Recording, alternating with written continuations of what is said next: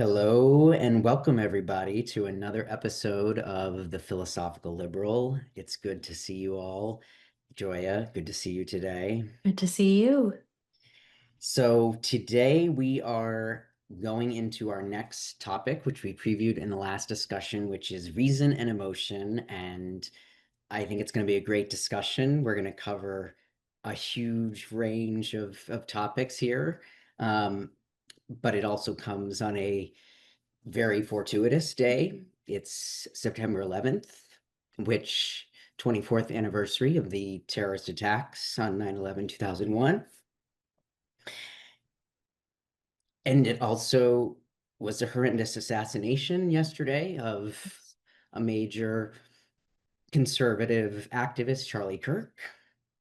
So it's just a very emotional day, especially for all of us who value freedom and a civil society. So I guess we're going to be modeling the range of emotions and reason in this discussion, but we thought that that would be good. I think for all Americans, both of these days, and Joy, I know you'll have much to say about it, but both of these days are, well, certainly 9/11 was seared into all of our memories for those of us who lived through it. And I think the reactions or feelings of most Americans to yesterday's events kind of had a very eerie echo. And so, just speaking as an American and any human being who values civilized society, this is what we are all about. And so it hits particularly close to home, and we couldn't not commemorate it. I know for me personally, both events have huge significance, and we're still processing yesterday's events, but 9/11, you know, pretty much determined the course of my professional life. I'm happy to talk about that in a separate context, but the point just being these are epochal moments where it really calls and forces each of us to think about where we stand and what we value in life when the most important things in life, your right to life and your right to be who you are, believe what you believe, and express it freely, are under attack as they were 24 years ago today and yesterday as well, which sadly we've not seen that type of political violence, or luckily we haven't in a long time, but it's sad to see it's been growing in recent times. So now we have to contend with it in full. So, this is, we're all going to be emotional about it. And part of tonight's discussion is going to be why that's not a bad thing and we should embrace it. So, but we just felt we had to do honor to the memory of the victims of both of these heinous attacks by acknowledging it and by sharing how it's affecting all of us. Absolutely. And it has definitely been a very emotionally heavy 24 plus hours. But as you said, the timing of it is bizarrely appropriate because I don't think there is a better way that we could honor both Charlie and the patriots of 9/11 than by both feeling in to all of the emotions and simultaneously not letting ourselves drown in the emotions, not letting ourselves collapse into despair, but instead to use our faculties of reason proudly and to take the emotion as emotional fuel to actually create something hopefully beautiful from the devastation that we're experiencing. And I think it is appropriate to even share our 9/11 stories. And I feel like now we sadly have a 9/10 story. Um, 9/11 of 2001, I was a young adult. And as you said, it's a day that is seared into my mind. And now 9/10, I will never forget. And for me, they were very eerily similar. So my 9/11 story was I was actually in Spain at the time. I was studying abroad I had just left a little over a week before. We probably left, I don't remember now, it was probably like the second or the third, right after Labor Day, whatever Labor Day had been that year. It was that beautiful September day in Europe. And by time we got the news, it was afternoon. And I was, in Spain, they have siesta time. So we were all out of class. And maybe a marker of it being 2001 was I was in an internet cafe with some of Mhm. my other friends who were in my program. And we were just, enjoying a September afternoon and talking about class. And somebody just said, like, they saw something that kind of flashed on the computer, like this news that the Twin Towers had been hit by a plane, and your reaction just in that moment is just like, with like how is this possible? I mean, even then America has enemies, but how can this be the reality we are facing? And then just to go from that shock to then seeing the footage and the second tower falls, and my thought that day was, this is an act of war. And I'm just someone who fights for peace. We've talked about in our conversations about the value of the creator trader, and it is the system of peace, like what this means to live in an active war. And so now I have a 910 story that is very similar. It was a beautiful September afternoon, and you and I were having a phone conversation, um, getting ready for this conversation. And similar to my friend that time, who said like, "Oh, like I just happened to see this news come across that Charlie Kirk had been shot." And yeah, it's just like the shock and the what, and like similar with 9/11. Like first you're just hoping like me like, okay, maybe this is really not so bad, right? Like Right. maybe the planes just like grazed by and it broke a window, and like your brain doesn't want to process the full reality of it, and then the news just gets worse. When we heard from Charlie, not only that he had been shot and hospitalized, but then like it was like an hour later or so, I found out that he did sadly pass away. And it's just been on top of this, like, and for that to happen now, like on the eve of Yeah. this anniversary of September 11th, and this year it really hit me. I think especially because it's 24. 24 is not yet 25, but 24 is close enough to 25 that we're really a generation away now from that original event. And it really struck me today. I was just going about my life doing grocery shopping at Costco and happened to see, older gentleman of my father's generation walking through Costco doing his day, but unapologetically wearing his jacket from the fire department. I do not know enough about the fire department to know if he's a marshal or a chief, but it occurred to me that when September 11th happened, we all said we would never forget. And how many people, adults living now, don't even remember because they weren't alive that day. It struck to me when we were seeing everything about Charlie Kirk today that Charlie Kirk would have only been 7 years old when 9/11 happened. This is this individual who grew up to be a man and such a proud patriot was only a child on that day. And you and I were recently just talking about the importance of legacy and what it means to now be a middle-aged adult. Mhm. And what does that mean for us with 9/11? To carry the emotion of that day, the significance of that day. And I think we're going to tie it then to reason, to rise up to our faculty of reason. To as I said, like I think all the science shows that we never want to repress or suppress emotions. We want to feel the emotions, even these difficult emotions of anger and fear and grief that we've all been experiencing. And we also have the ability as humans to apply a higher, I think, process of a rational perspective, and then be able to, as I suggested, to make sure that we do not drown in those emotions, but instead use them as fuel to not forget and to build in honor of what is worth remembering. Wow. Beautifully said. Thank you for sharing that. You want to I, share your 9/11 story? oh yeah.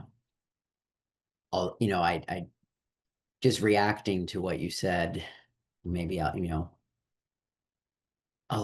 I'll save it for the end in hopes that I remind me to if I don't make the point, I'll come back to it about never forget. Yes. Um, but yeah, so I was,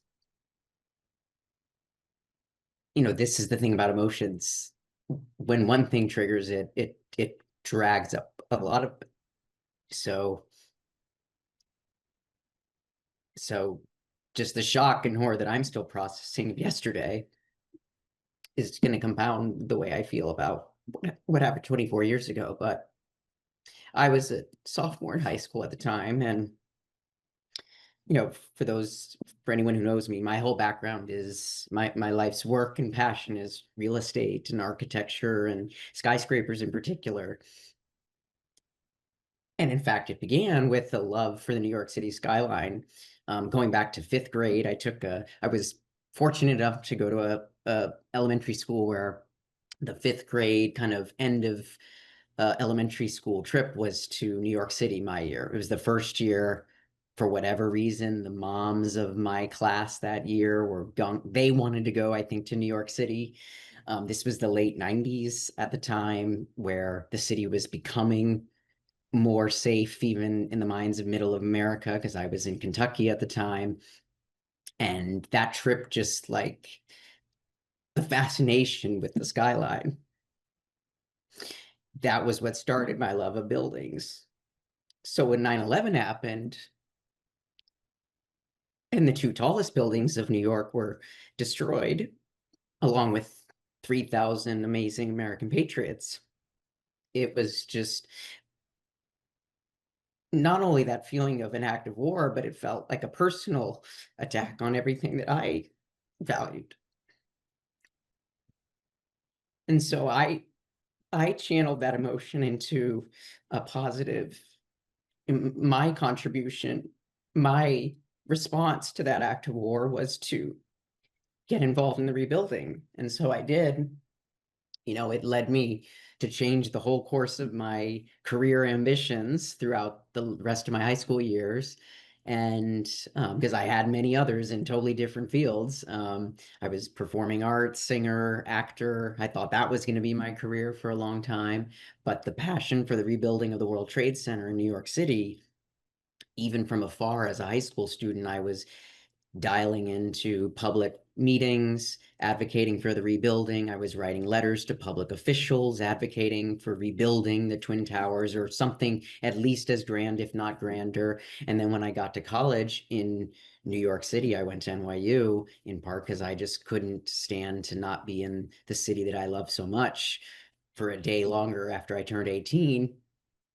I pretty much horned my way into a job with the developer of the World Trade Center, Larry Silverstein, and I became their very first intern ever and worked for him for 2 years in an amazing apprenticeship, helping to rebuild that critical site in the heart of New York City. And so, my life story is inextricably linked my life path with those events. And so, I just 9/11 always has a special place in my heart. I've turned it into something positive, but it is always pain because you can never bring back what was taken from us, as all acts of force and violence are. And that's why yesterday's hit so hard, because for any of us who value free speech and just the right to life, snuffing out someone's life in particular, literally when they're engaging in the very act of speaking and expressing themselves and who they are and what they believe. There's nothing more evil. That is an act of war just as much as radical Islamic terrorists who hate the Western, open, liberal way of life. And so it hits in the same way.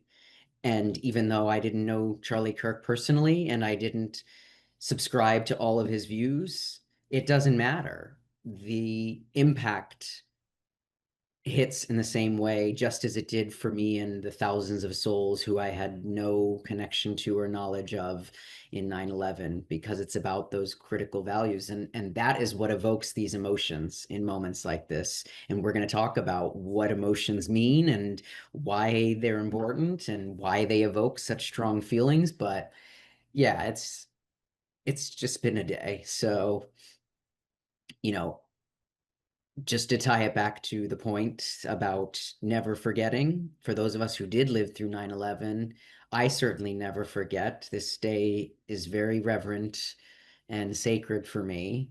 And now it's going to have added meaning, unfortunately. Because, like you, I had a very similar reaction to the news yesterday of his attack. And especially once it became clear it was a premeditated political assassination, an attack on liberal values as such, um, it evoked all the same feelings. And so, it's just a double whammy of so to speak. But um,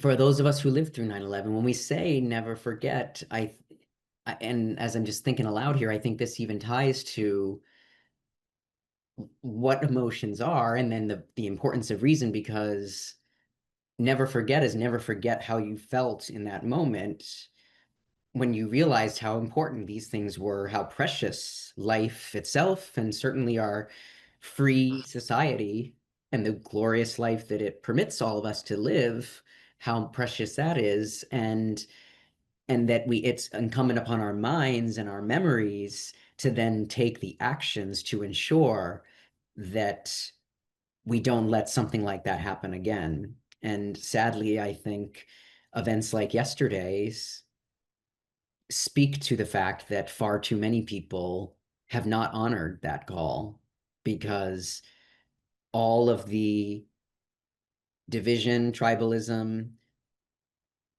uh, bad ideas, dehumanization of otherization of our fellow Americans that gives rise to people thinking that the right move to someone you disagree with is to snuff them out, is completely in opposition to everything that never forget from 9/11 was supposed to mean.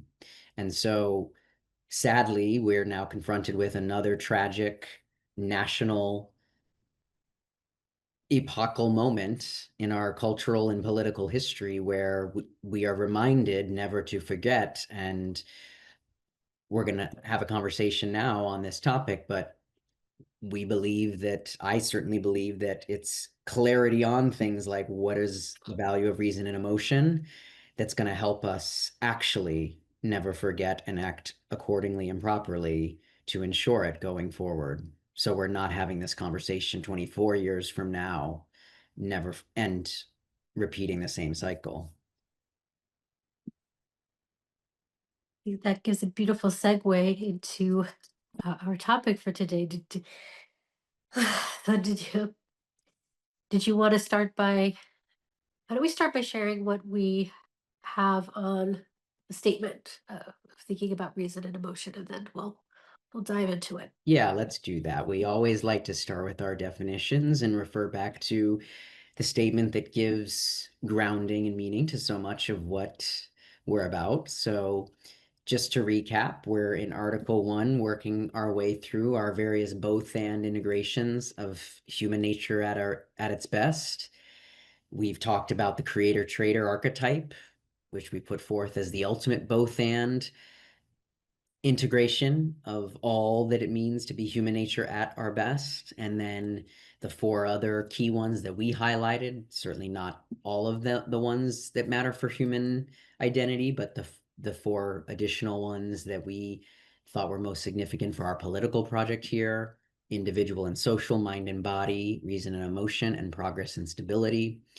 And so we're now on the third of those.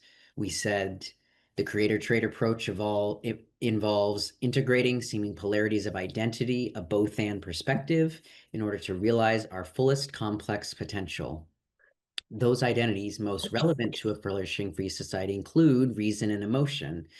Humans gain knowledge of the universe through the faculty of reason, i.e., by observation, evidence, logic, and the scientific method. Yet, the purpose of reason is to empower us to live a full, flourishing life, one brimming with passion, desire, and glorious sensual experience. Thus, these faculties ultimately ought to work together in an integrated way. So, a lot of good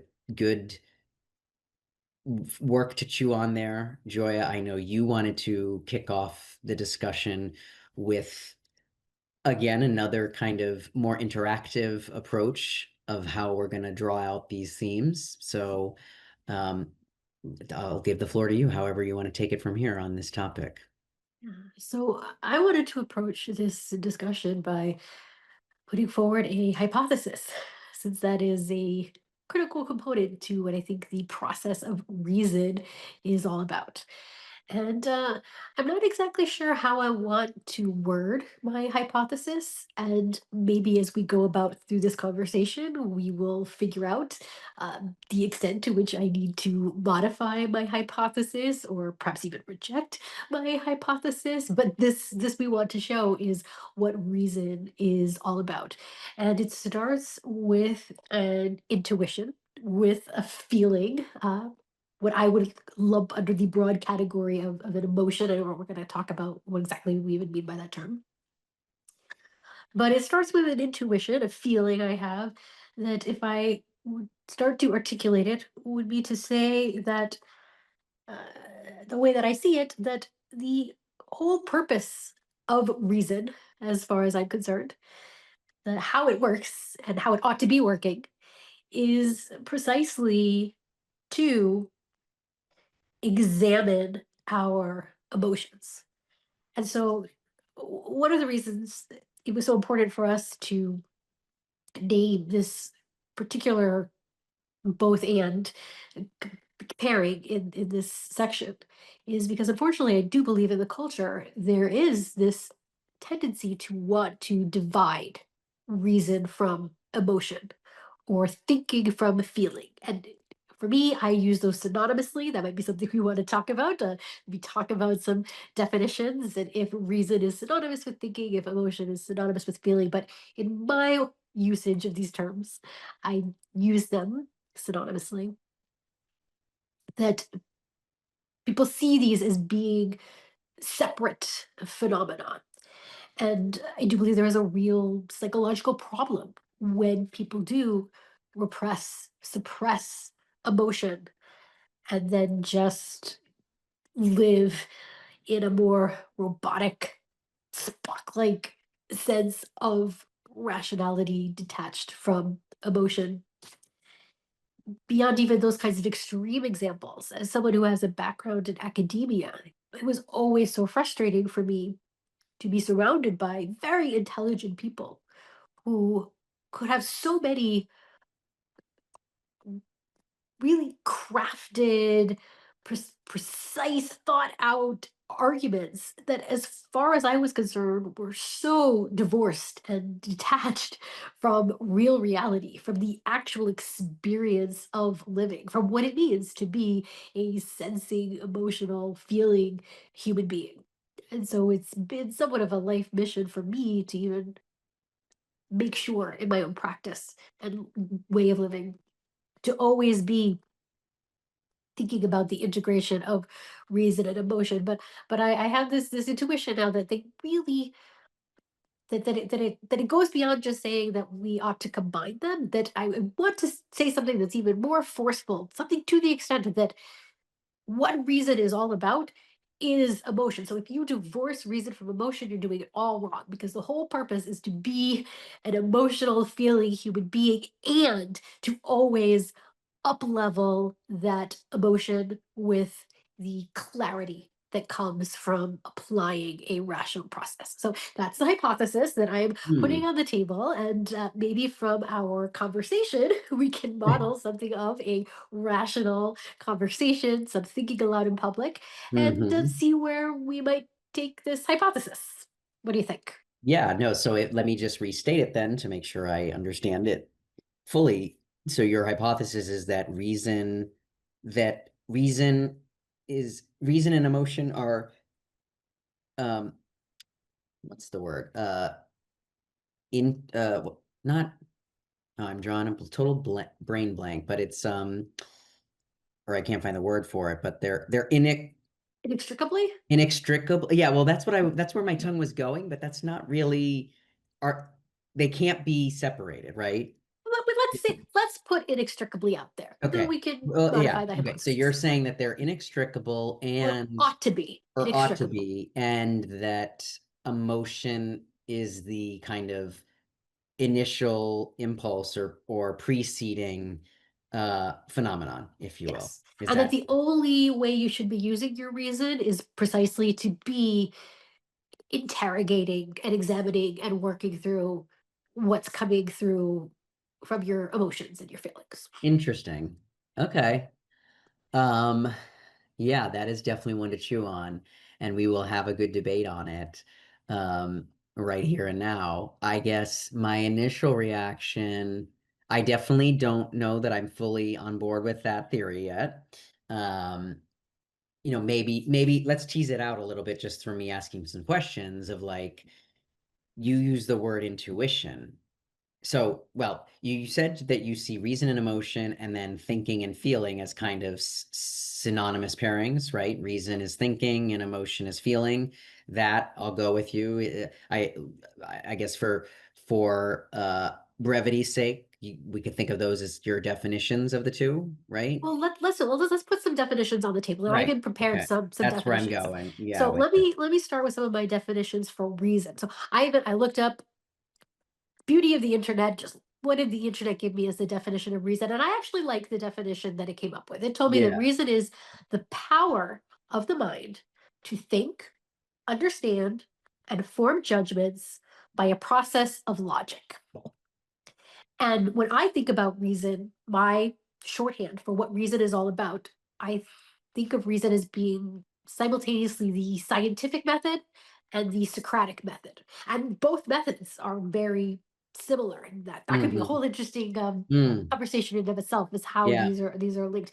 Um, but I think everybody is broadly familiar, I would hope, with the scientific method, that it is the process of asking questions, making observations, conducting research, gathering evidence, forming a hypothesis with the scientific method. It's usually your goal is to create a testable hypothesis, and there's all sorts of ways to think about ways of doing effective tests, but to come up with a testable hypothesis and then to actually design an experiment, a test for that hypothesis, and then based on the results to analyze the results, draw conclusions based on Mm. the results that you get. I think Hmm. is, would you say that is a fair description of what the scientific method is all about? And for the Socratic method, I definitely have to give a hat tip to Peter Boghossian, the American philosophy professor who Hmm. has spent his career studying and advocating for the Socratic method, and I think very handily, I like to say, uh, broke the Socratic method down into 5 key steps. And I loved it because 5 steps, you could literally hold it, I say, in the palm of your hand. And the steps he identified for the Socratic method were wonder, starts with curiosity and asking questions, hypothesis, again, putting a proposal or proposition on the table, um, elenchus, which is the fancy Latin term that philosophy professors use, even though it was Greek philosophy, but it was all the people who were studying Latin Mhm. afterwards who described Yeah. it. The elenchus, Elenchus, the elenchus is essentially just that process of cross examination. This is, if you've ever read any of the Socratic dialogues, the bulk of the Socratic dialogues are this process of elenchus, the process of the cross examination, back and forth, asking questions, revising proposals. And it usually is the heart of the Socratic method. That's the third. Mhm.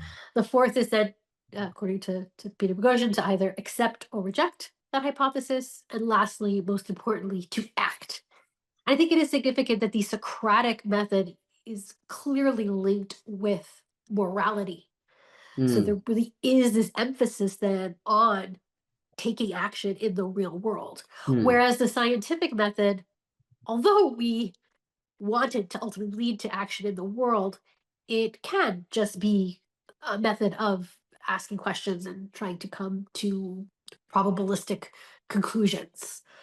Unfortunately, sometimes so much of academia just leaves it in the paper and not in the real world. Yeah. But that, I would say, I think in a nutshell, is a fair presentation of what reason is all about. Now, I want to Okay. say emotion, I think, is very interesting because I do not have a good definition of emotion. Perhaps that's even very appropriate for what emotions are all about. But even the way that I think that people use that term, just the in common parlance in English, I do not see a good, generally accepted definition of emotion, especially if emotion is equated with feeling, which I think it often is. That for emotion, we include all of the poignant emotions such as fear and anger and grief and happiness and joy and excitement. We included feeling also those perhaps more bodily sensations, things like feeling nausea or hunger or tiredness.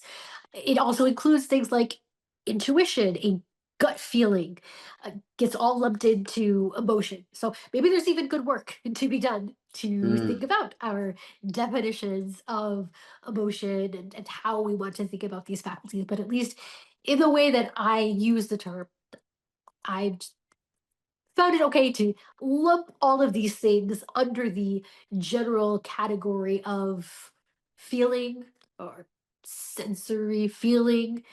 Mhm. And I think my hypothesis, though, still holds true that what reason ought to be about is to take these raw feelings and interrogate them and try to articulate them, gain greater clarity, analyze, gain greater clarity, and be able to then have a broad appreciation of those emotions and be able to transform those emotions into something that can be positive fuel for life.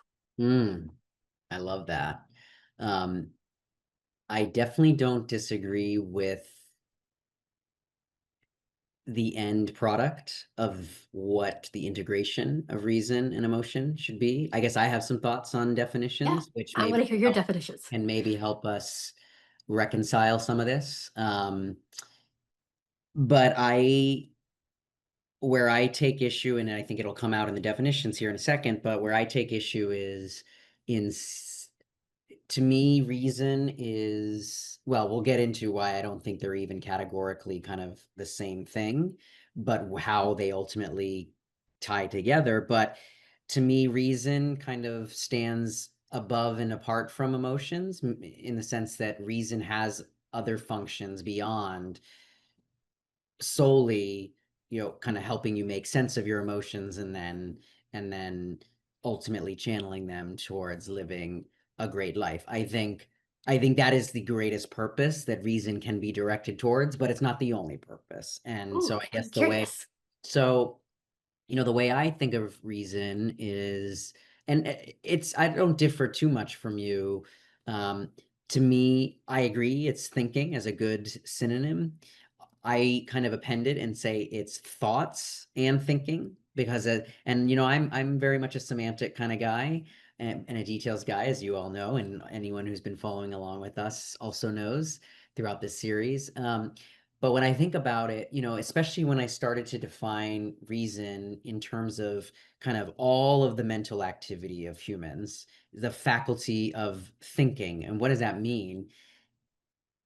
Thinking as a process, which you just wonderfully outlined, is a process, but there is also a product of the process or an object, which is the thoughts, right? You have to hold a concept of something either within yourself or that exists out in reality outside of you, that is the object of that questioning and examining and testing and all of the other components of the thinking process, the rational process. And here I'll use reason and rationality is interchangeable. Rationality is simply the virtue of using reason, applying reason. Um, and so to me, or reason has both of these components because I kind of look at reason as like the totality of our mental activity of understanding understanding the world around you and everything within you. I mentioned it in a prior discussion, but in my kind of when we talk about human nature at our best, and we talked about the creator trader archetype being that, I kind of talked through the faculty of creativity. To me, there's kind of five key faculties of being human: consciousness, which is really awareness, reason, thought, and thinking, kind of all, understanding the world and the unique human capacity via our mind to do so. Um, Volition, which is choice, and really taking action based on the thoughts. Um, and then creativity, which I see as kind of making and building new matter and new human values. And then conscience, which is having a capacity for right and wrong, distinguishing right and wrong, good and bad, and needing kind of a guideline of sorts in order to get through life, which then gives rise to the capacity to have care and consideration for other other entities outside of oneself. Um, which I also think is somewhat uniquely human. So, anyways, so when I think about that, reason really is then if you go with that theory, which I know is a new hypothesis, then reason really is the faculty that deals with, both the thinking process, but also the product of that thought, the conceptualization. And here, I'll refer to one of my foremost intellectual influences, Ayn Rand, who I think did great work on epistemology in particular, which pertains to reason and the mind, and kind of how she thought about it. And she called, she had multiple definitions for reason, kind of at the most simplest level. She called it the faculty that identifies and integrates the material provided by man's senses.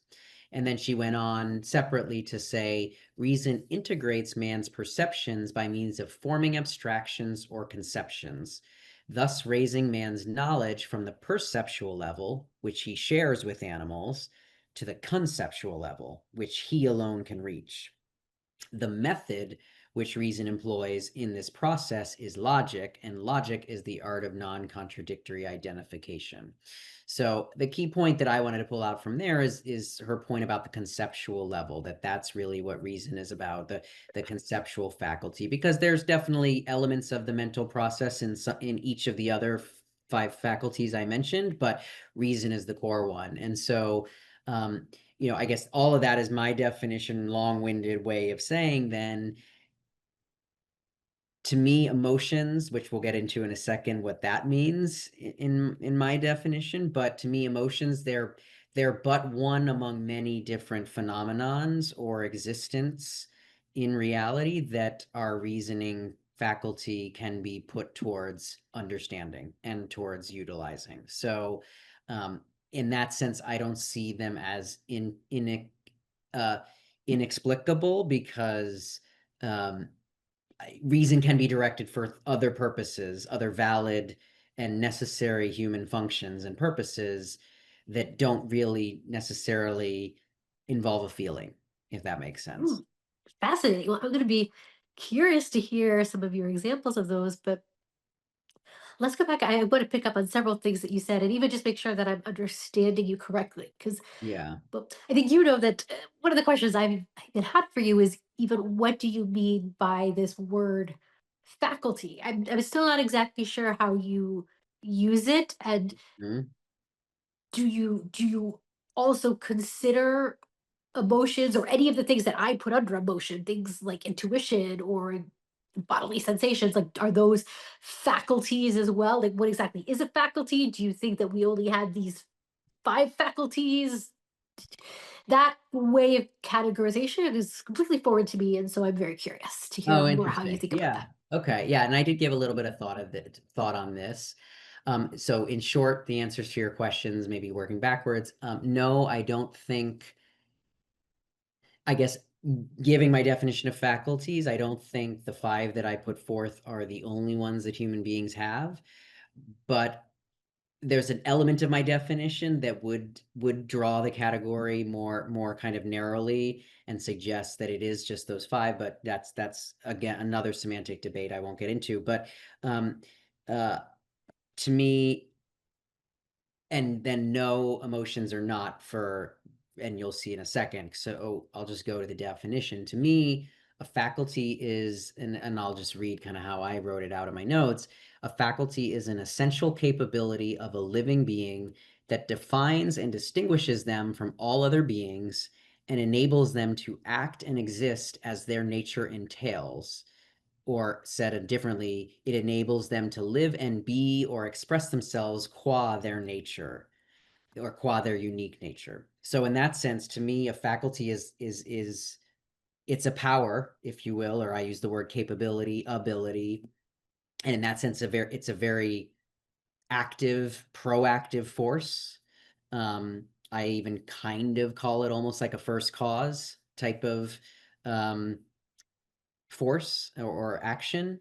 And I guess to me, the essential features of a faculty is that it kind of is uniquely defining and distinguishing for an entity or a living being. This we're really talking about the category of living beings here. Um, and it's what it's so it not only defines and distinguishes you from all other living beings, but it enables you to live as the very nature that those faculties imply. So it's a little bit circular, but that's essentially the concept. And so, and that's where then I think I see in my architecture here these five faculties being key, because even when I started to think about what does it mean to be human and human nature at our best, that's how I ultimately originally derived those five. And then in trying to kind of abstract out or um, induce what was the connecting theme of those five, that's kind of how I got to this definition that each of those five, they're uniquely human, or at least in the way that we are capable of utilizing them is unique to human beings exclusively. And then they're all actions, and they're all in many cases, or from my vantage point currently, they're kind of first causative types of actions from which all other life events and effects follow. And then the tie to emotions is that I don't see emotions as falling under that category, and I can give my definition for that briefly, which makes that clearer. But I guess it's for that reason, I guess, why to me emotions don't, because a feeling fundamentally to me is not that. you know we are not uniquely as humans the only species that have feelings. I will definitely argue in a minute that the level and depth of emotions that we experience is grander and greater than any other being, and that is significant. But I don't think emotions are quite as defining and differentiating for us as humans in the way that those other faculties are. And then I think even the word feeling almost implies to me it's a kind of effect. from some other cause or something that precedes it. And so that's another reason why I kind of set it outside and apart from this category of faculties. But I will explain in a minute what the link or the integration is in my mind. Well, this is fascinating, and I definitely want to hear about the link that you see, but we're going to get a debate because it's interesting. Faculty is not a word that I use much. I obviously know the meaning of the word, but I would use it synonymously with capacity, or even power. I even prefer the word power. To me, it emphasizes the action and activity of what we're talking about here. But I certainly would not use the word faculty to mean that which is distinctive. Like, I think human beings can have all sorts of faculties that are just, I think we have a faculty of sight, and we have a faculty of hearing, and we have all kinds of things that I would categorize it with the term faculty that are not distinctive to human beings. And then fascinatingly, the things that you listed that you put forward as being distinctive to humans, I don't think that all of those actually are distinctive to human beings. Mm-hmm. So that might be a whole other interesting conversation we could have, Mm-hmm. either now a little bit, or at some uh, future day and time. But Let's that might put be a pin very in it, interesting as to we explore. say. And certainly for our conversation of human nature at our best, I do think I want to argue that I think it's important to think about all of our important faculties that support our survival and thriving, whether they are distinctive or not. Uh, that said, I do think it matters to think about which powers or capacities of humans are distinctive and unique to humans. But I don't think my list would be the same as your list. So that would be very fascinating. Yeah.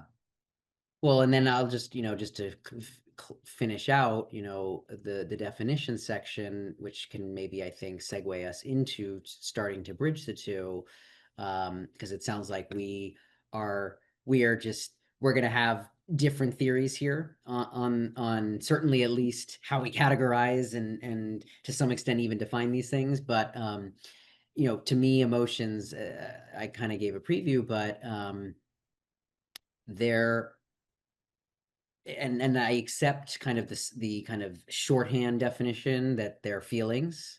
And so then it raises the question, well, what is a feeling, right? And so to me, a feeling is um, you know, it's almost, well, I said before, to me, it's a consequence or result from some preceding cause. Again, this is all the process of inference and reason itself, and ultimately logic, induction and deduction. So, and all of this is a work in progress. These are our draft definitions, but we're modeling it live here with you all. But so to me, what does that mean to say it's an effect of something else, or it's a feeling? And the way I put it is, with definitely some credit again to Ayn Rand in this department, that it's an integrated sum product. And this is where even the architecture of my faculties was helpful in me thinking through this, because to me, emotions are almost, they integrate across all of those faculties. They have aspects of all of those things. And that they're like a split-second subconscious value judgment or reaction to stimuli and events that happen to you in the world. And you feel them primarily psychologically and physiologically. So not only in our heads, but in our bodies. We know that from science, both neuroscience and biology, that's the case. Um, so it is emotions themselves are kind of already an integration between mind and body, and ultimately, I guess my answer is that emotions are the bridge between the two. um and but they are still a reaction to something else happening in the world. And so the way I kind of think of it by analogy is that they're like an early warning system or a map. And but as we know, warning systems and maps are only as good as the programming that goes into them. And that programming can be done either automatically or subconsciously in kind of the human experience, or through a process of conscious, intentional, thoughtful choice. So yeah, so to me, I think the best way to think of emotions is that they reflect your values, they reflect kind of the totality of your conscious awareness and self-awareness of who you are, what you value, your choices that you make, the thinking that you do, the creating that you make, and certainly the conscience or the values that you hold. But it happens at a very when you feel angry about something, when when you feel sadness or joy, you're responding to something or someone else out in the world that triggers that response in you, but you don't always know why it triggers joy versus sadness, because it's happening below or above, depending on the way you want to think of it, the conscious level. So, and then it's reason that we need, because reason is our faculty for thinking and making sense of everything. Then it's reason we need to kind of come in and backfill to make sense of what that emotion is. So I would definitely agree with a lot of what you're saying here, but maybe not some of the ultimate conclusions. So I would definitely agree. I would almost say that in the way that I could describe reason and emotion synonymously with thinking and feeling, I almost want to say that I would say that's synonymous with conscious and subconscious as well. That I Mm, do think that emotions are something that's at the subconscious level. And again, to my hypothesis, that I think we need our reason to then bring conscious attention and awareness to trying to articulate what those emotions are and process them. I would agree with this idea that they do happen automatically, that they are both psychological and physiological, that they're expressed in both the our inner landscape and what actually that they have a bodily signature as well. I would agree with all of that.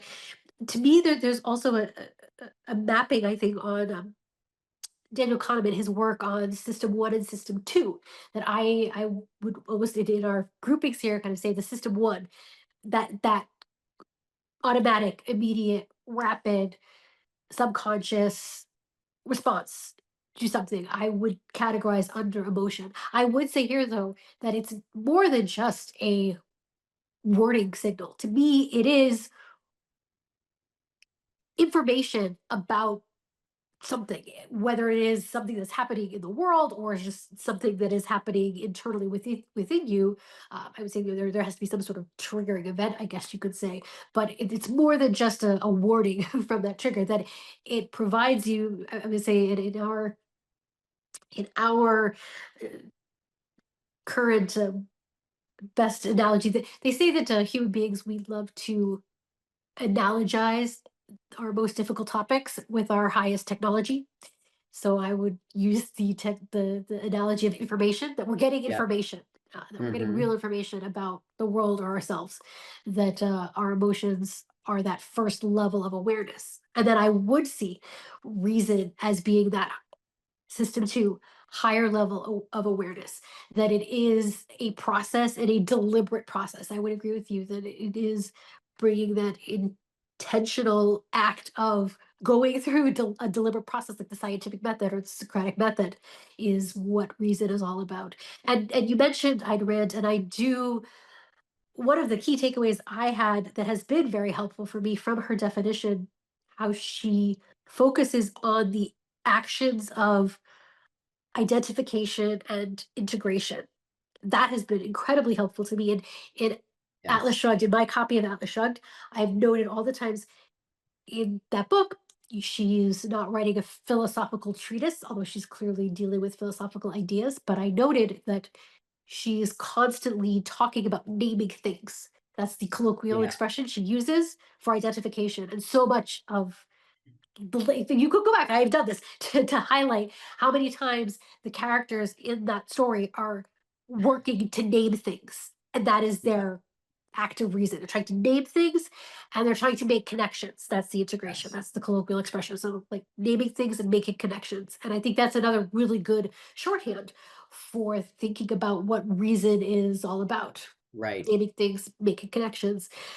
It is interesting to me that phrase, the material provided by says is that Lee Pearson, who's made a career of studying the perceptual level, always points out, and it's true that we're talking about a psychological phenomena, that material is a bizarre word to use for something that is so immaterial. I think now, Mm, and it probably is even a reflection of the time period, that in the 21st century we would use terms like information or data, because those are our technological terms. Where for her, the term was material, and I see what she's getting at there, though. But to me, the key takeaway is that act yeah. of identification and integration. But Well, from raw data, raw information that is information. And the yeah, key then question is this valid information? And that's right. why you need a process of reason, I would Yeah. argue. Um, Many things in there. I'll try and go quickly through them. One, thank you for pointing out that was probably the most important part, and I left it out when I was highlighting the conceptual piece of her definition on reason. Is that to me, conceptualization, forming a concept about a thing, ball, boy, human, world, reality, um, mind, those all come from a process of identification or definition, differentiation, and then ultimately integration. So that definitely, I think we're good on what we mean by reason. Um, and and then I guess I will defend her use of the word material and think it's still appropriate, because while I grant you and I like the point about that we analogize to our highest technology, it's not merely immaterial, and when we say provided by our senses, I mean that we know there are atoms in sense, and in the light the sense that we breathe in through our nose, the certainly physical food that we ingest and the taste that it gives us, the light from the sound, like there's real material there that's hitting our senses, and then there is the information, if you will, or the data that we're taking in and turning into information. So that's just a side note there. To use your tier one and tier two kind of tiering, I think that, at least the way I see that, then, is that that already is then kind of putting reason and emotion on different tiers or planes. So perhaps we're not so unaligned there either, that they are definitely different phenomenons. Maybe your tiering expresses it more as just a sequential difference. I think it's a little bit more categorical, but I think the point remain and I think the point remains about, we agree on kind of emotions, and that they're not full information. I have this phrase I like to think of, um, kind of in terms of thinking about the difference between the two, that your feelings are not facts, but nor are facts substitutes for feelings. Your feelings are clues to start digging and exploring to ultimately arrive at the facts that you're taking in from being mad or sad or happy, or angry about whatever it is you're experiencing. Um, and then there was just one. Oh, and then I guess just to your question of, I mean, it's maybe not super important here, but just about how, to your hypothesis that reason and emotion are inexplicable, to me, there are many things I think we think about a lot of times that are not prompted by, nor kind of where the main object is understanding an emotion or a feeling that we are experiencing, right? So I mean, I think of even just the process of learning as such. I mean, yes, we are learning about everything all the time, including ourselves and our emotions, but thinking learning in the kind of capital E education traditional format of like literally trying to just learn conceptual knowledge as an end in itself, or for the purpose of being educated, to me that is a process that is, you said it yourself, the scientific method, by definition, the process of reason and thought formation in action, but doesn't necessarily have an emotional component. So, or at least again, in the way that I am looking at emotions as kind of being, kind of a split-second summation or value judgment and reaction to stimuli that you're getting. So, in other words, to me, you're using your mind all the time to make sense of everything, and not all of those is in response to necessarily a feeling. A lot to get into there. Uh, I have so much to say about the last part of what you said, but I want to backtrack. I will grant you that we live in a material world. I'm not sure if I'm a down a material girl, maybe, but we are definitely living in a material world. And And that's a good thing that we want to certainly celebrate. that which ultimately makes its way into our consciousness has some bearing on materiality at some point. That said, it's fascinating to me. I mean, maybe this is just even like an open scientific question of how much of even what we understand of the material world ultimately is just activity and processing. Uh, but even in terms of, for example, if we're thinking about the senses. So Mm, my sense of sight is responding to there's a wooden tray that I'm looking at in my line of sight here.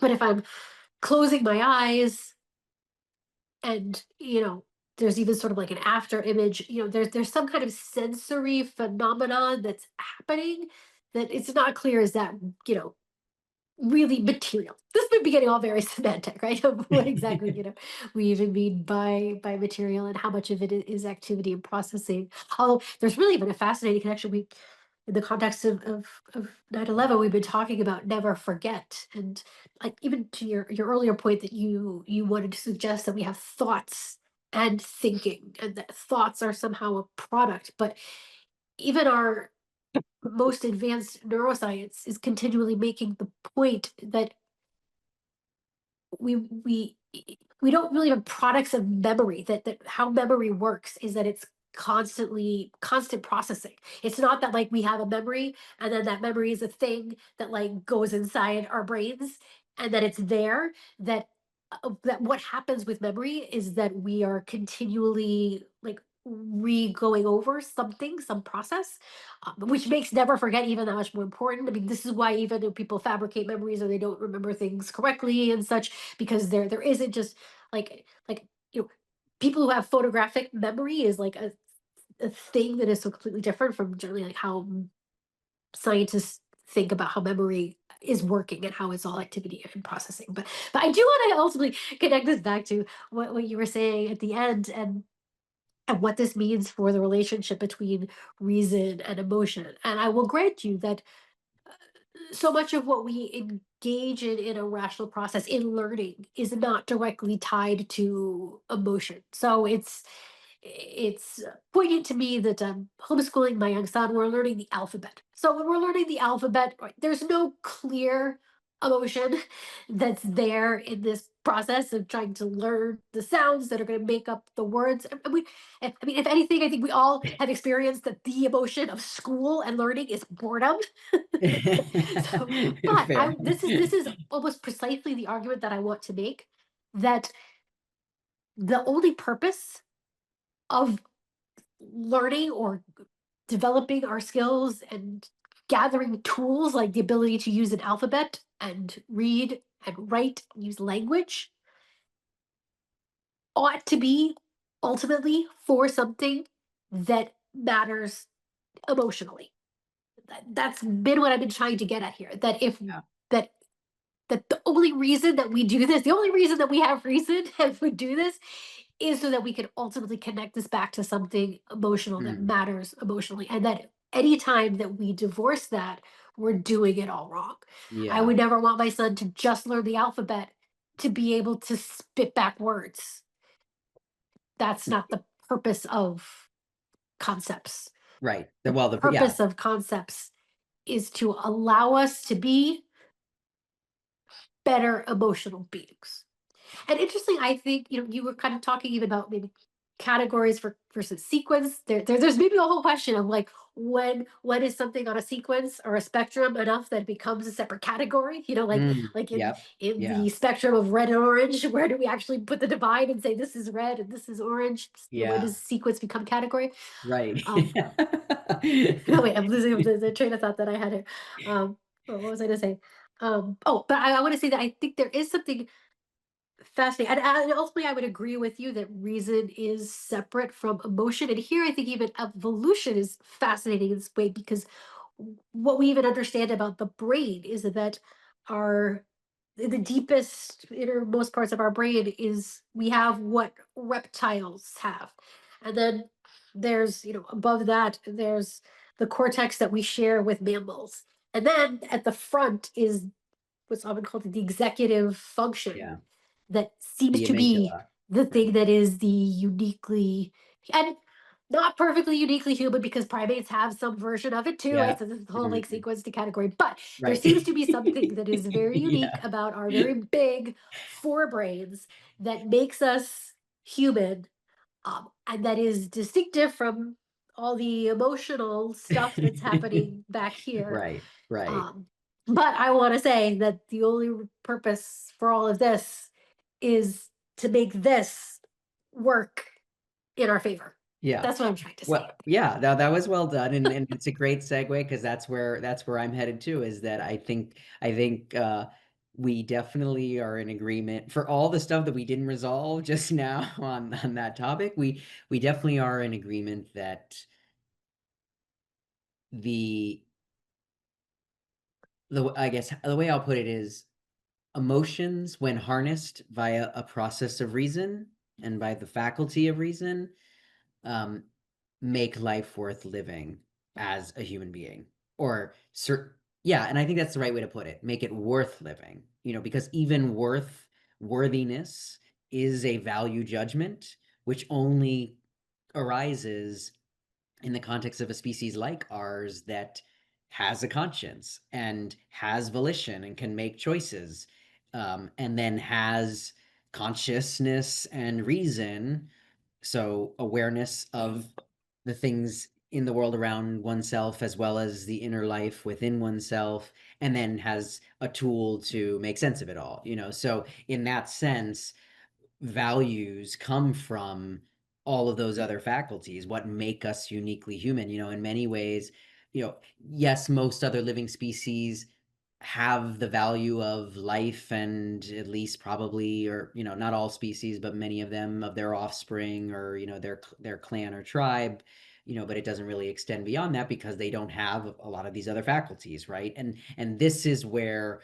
I was getting at, of calling emotions almost like a kind of integrated sum across all of the human faculties, but because it's operating at a different tier level, however we want to describe it, that's why we need the process of reason to come through. And the way I kind of thought about it in bridging it is that, um, and this is why I think this even explains why we, without even knowing it necessarily, see, this is the beauty of the iterative process of learning and thinking, is that you can come to things sometimes not even fully intentionally, and only figure out after the fact from chewing on it and talking about it more, how and why you did it. But the reason and emotion are following mind and body, is in many ways I feel like emotions are our bridge between the two, the mind and the body, because insofar as we've talked about reason being the faculty of all of the mental processes, i.e., the mind, emotion really is the stand-in for the body here, because, as we said, it's both a psychological and a physiological phenomenon. Feeling, literally, the word itself evokes physical, sensational feeling, and sensory, sensual experience. So to me, that's what emotions are. That emotions in a way then allow us to both feel all the glorious passion that comes with being a physical being in a material world, but that connects it to a higher conceptual level because we as human beings are uniquely conceptual beings, and that's the job of reason, is to make sense of those emotions and then channel them so that we are feeling things that serve our life and that allow us to be, most human, which means a joyous, liberated, fully engaged, fully feeling and thinking being. Did you just say that was the job of reason to make sense of all the emotions? Yeah. I think that's what I've been trying to say all along. Yeah, So yeah, yeah. maybe we're But really more on the same page, no, no, no. We despite never all our just differences. we never disagreed on that part, but I think Okay. we were disagreeing more on, I guess I took your hypothesis more to mean that you don't that everything starts with an emotion and then reason is you know, essentially there for us to make sense of that. And I guess my challenge to that hypothesis is that I think reason has higher or other purposes beyond that, and that in many cases can often precede the emotional stimuli. Well, okay, let me then try to revise my hypothesis to say, because I definitely, I mean, and I would say this is the problem, that reason can detach itself from emotion, and that is the whole problem. So I guess maybe what I'm trying to say is that when human life works best, it starts with something raw that comes in an emotional feeling way. And then when we apply our reason to it, that is how we are living most fully human.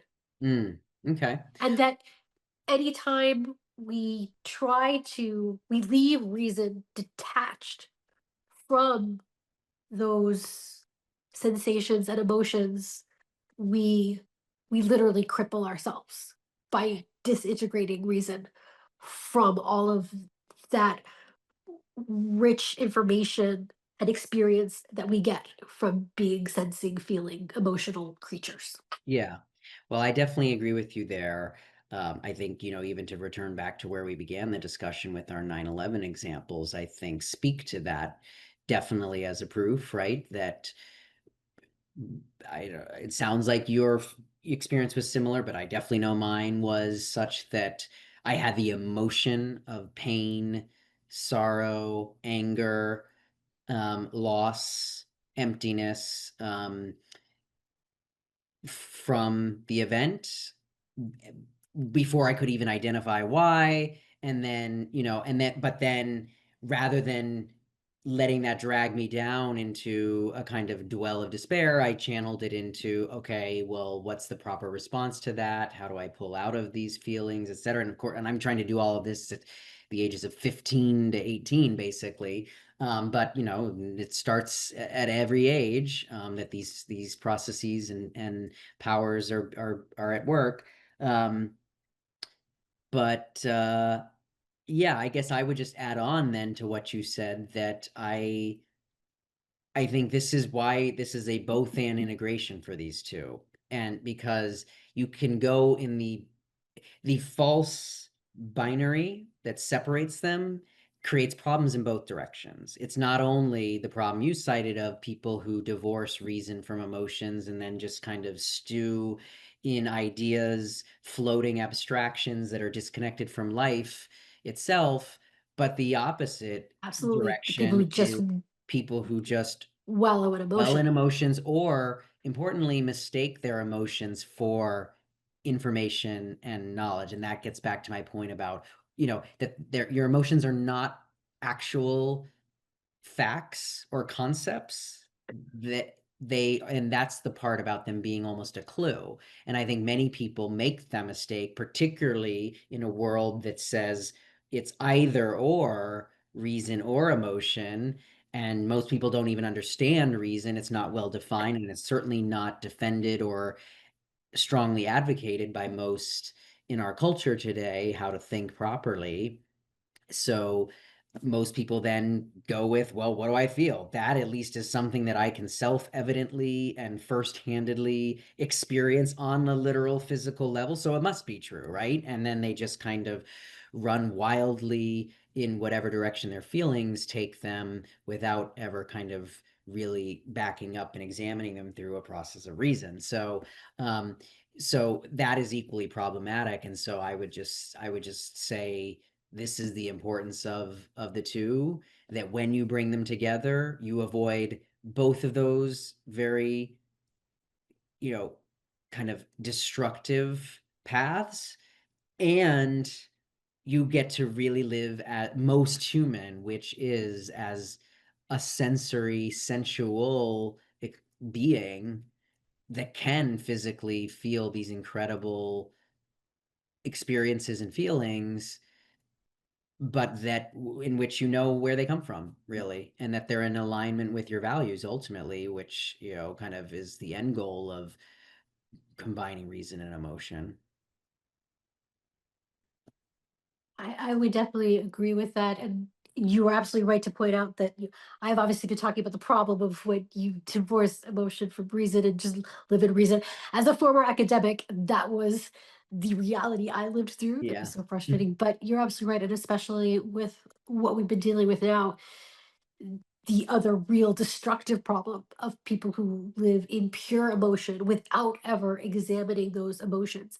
And I would say I want to give emotions a little bit more credit. I do think emotions always give you some kind of information, but the problem is that without a process of reason, you literally don't know what that information is, Right. and people Yes. so Yeah. mistakenly get caught up in things that they just feel without saying, well, does this feeling actually correspond with the evidence? I mean, so many clear examples of just your personal experience of something makes you feel like a phenomenon is happening all the time when you actually stop and go through the deliberate process of the scientific method to gather the evidence and realize, like, oh no, like this actually isn't happening all the time. It's just my limited perspective, or the fact that this was such an emotionally triggering event for me. It felt like it was such a big thing, even though in what's actually happening out in the world is such a small thing. So in that sense, the emotion is always giving you some kind of information, I do Yes, believe, for sure. but without our reason, we're blind to what that information really is. Right. Well, and that's why I like to use the phrase like your emotions are not facts, because to me a fact is like a complete concept and one that you know and can utilize. That's not my real definition, but in this context, that's kind of what I mean I by. would use as a preliminary definition that a fact is what comes out of after you go through a Right. whole after Exactly. you go Yeah. through the scientific method, when you come to conclusions that bear up with all of the evidence and all of the testing, then this is generally the things that we refer to as facts. Right. And I think this is key, and this is what we've certainly tried to model in tonight's discussion is we are beings of both, and we need to feel all the feels, and then combine it with a process of reason to make sense of it, and then integrate it with our life and our values and everything else that we're doing in life to make sure that we're channeling it in a productive, ultimately life-serving direction. This is the key, and you can only do that with reason, but you don't want to you don't want to just live in your head and kind of not ever feel or forsake emotion or live, kind of the stoic life of, like I certainly don't advocate that. And I think that's even what tonight's discussion was about, is that we all have emotions, but unfortunately the false dichotomy of the culture on this issue that we live in has put up for most people. They do think it's either or. And so most people that you encounter either are balls of emotion unthinkingly, or are kind of unfeeling walls of, kind of just floating rationality, and rationalism. And I mean, we all know and have probably encountered people of those different types. And I don't think, and I feel for most people when they're trying to make sense of this, and they look to those kind of two archetypes as the two alternatives, and for many people probably find each of them lacking. I think most human beings probably kind of stumble their way through it kind of unconsciously or not fully intentionally. And so everyone kind of muddles along and figures it out kind of haphazardly, the middle ground, if you will. But the whole purpose of this discussion is that by by defining these and seeing how and why they go together or how they can go together at their best, that you actually can live a life of intense great feeling and pleasure and just joyful experience, and also be very thoughtful and intentional about it.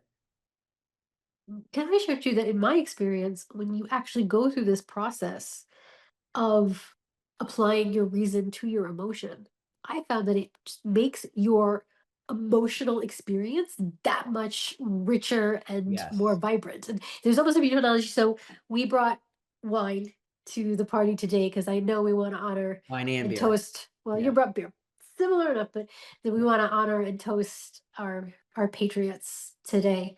But there's almost a beautiful analogy. I mean, it's almost exactly what we're talking about. That I am not a person who is delves enough into the world of wine to be a great wine connoisseur, but I do understand that when you do that and you identify and integrate and you learn to discriminate, that you can have such a richer experience of wine. Those people who do have a much richer experience than I know I have because I can't differentiate wines. There is a way in which it's all essentially muddled to me. And that's exactly what emotions are like when you don't go through a process of applying your reason to it. When you actually can start to identify, start to integrate, start to Right. discriminate, start to analyze, you can Why have am I such feeling this? a Yeah. more vibrant, rich, full, wonderful sensory emotional experience. I couldn't agree more. I definitely think in my own life experience, I certainly growing up before I had a lot of this knowledge about philosophy and psychology and all of these phenomenon, I kind of instinctively gravitated towards the ball of emotion and just feel your feels, approach. As a millennial and an early millennial, the term growing up and in high school was emo. That was kind of the phrase. I definitely was an emo. And it often felt bleak in the sense that I didn't know how to get out of the feelings, and I almost dwelled in them in hopes that I would figure it out from that, or that it would help be a guide. And over many decades now of practice, and especially as I started to have better conscious understanding of reason and emotion and how they can go together, I couldn't agree more that my not only is my thinking clearer and my thinking about my emotions, I'm certainly much more capable now of much faster identifying and understanding when I have a feeling about something and where it's coming from and whether it accords with what I believe and value and who I want to be or not, and then how I should respond depending on the answer to that. But I also feel that I'm able to have much more intense emotional experiences in the world around me because I know where they're coming from now, and I feel like I have been able to blessedly program them more consciously and intentionally. And I think maybe that is an important point to make, especially on a day like today that is so heavy with emotion. And that this is almost the point that our emotions can overwhelm us. They can drown us. I feel so sorry for all the people who that is their life. That what they don't know is that reason is their tool for riding the waves of emotion successfully, like a super talented surfer, instead of just getting swept under the current. And too many people either get swept up or respond by then just repressing all emotion, and that's not a way to live. The Right. way to live, I want to say, this analogy is to be that super talented totally cool dude surfer that Yes. can ride the strongest of waves and come out on the top. Here, here.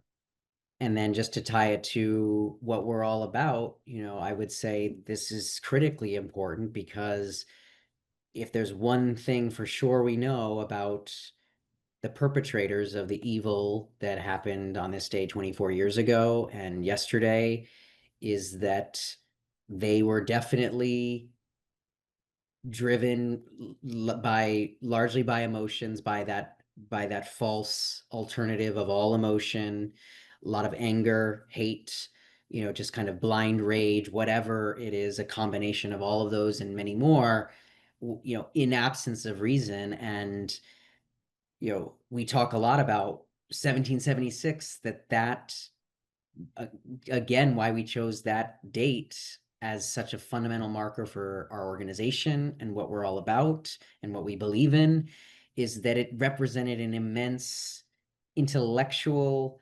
moral, physical, political, evolutionary achievement. And all of those things are the product of ultimately a rational process. And so, if that is something we want to defend and advance, we can only do that with our reason and uphold it, and and then integrate it with our emotions so that we remind ourselves why we want a free society, so that we can enjoy the incredible life that we are so blessed to live in modern American and Western society. So at the moment reason goes out the door, as we see people reach for the bullets as the only response they feel to whatever emotions they're feeling.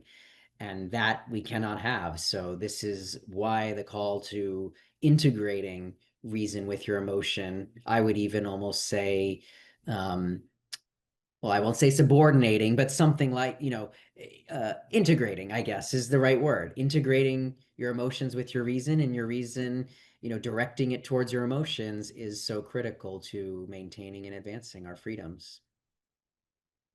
Maybe that leads beautifully to our call to action for this week, which is to ask all of you to think about an emotional experience that you have had recently where the emotions will be better if and when you apply a deliberate process of reason to that, to examine, to try to articulate, to try to integrate, to try to discriminate, distinguish, apply the Socratic method, scientific method, logic, and how you can make that emotion a better emotion, more life serving emotion for you. And a better version of you. And on that note, then, I know you wanted to Toast. toast to all of the great patriots out there who have fallen, and for all who fight for them today and every other day afterwards. May they not have ever died in vain, and may we never forget. Never forget.